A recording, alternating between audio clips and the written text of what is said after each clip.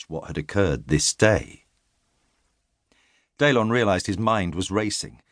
He was barely able to focus on the moment, let alone the long-term political consequences of the horror surrounding him. It was as his father had said to him years ago. There are times when all one can do is stand still and breathe. Daelon resisted letting out a long sigh of regret. Somewhere up the hill from where he stood, Steveren Langene, king of Ithrace, known to all as Firemane, lifelong friend to any man of good heart, ally of Daelon and a host of others, was being bound in iron shackles and cuffs by men he had once called comrades, to be marched up onto the makeshift platform his brother kings had ordered constructed for this farce. Daelon turned his mind from the coming horrors and his revulsion at his own part in today's treachery and searched for somewhere to wash the battle from his face. He found a supply wagon overturned, its horses dead in their traces, but somehow a water barrel had conspired to remain mostly upright. Using his belt knife, he cut away the waxed canvas cover and stuck his head into the cool, clean water. He drank and came up sputtering, wiping the day's blood and dirt from his face. He stood staring at the water as it rippled and calmed. It was the only thing Daelon could see that wasn't covered in death. All around him, the mud of the battlefield was awash in piss, shit, and blood. Pieces of what had once been brave men, and the muck-covered banners of fools. His life had been scarred by battle and death.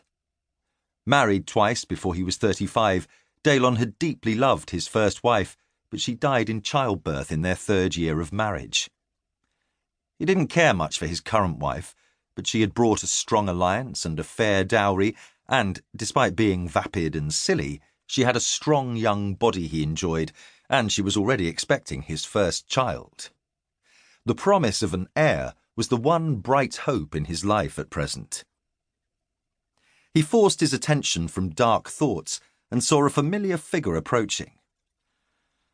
"My lord," said Rodrigo Bavengine, Baron of the Copper Hills, "you have survived?" "The day is young," replied Daelon, "and there's still treachery in abundance. Keep hope. You may yet be able to pay court to my young widow." "A black jest," said Rodrigo. "Too many good companions lie befouled in their own entrails, while men I would not piss on were they a fire celebrate this day." "'Tis ever thus, Rodrigo." Daelon studied his old friend. The Baron of the Copper Hills was a dark-haired man with startling blue eyes. At court he wore his hair long, oiled and curled, but now had it gathered up in a bright red headcloth designed to keep it under his helm in battle. He was pale of complexion, like most people from the foggy and cloud-shrouded land he ruled.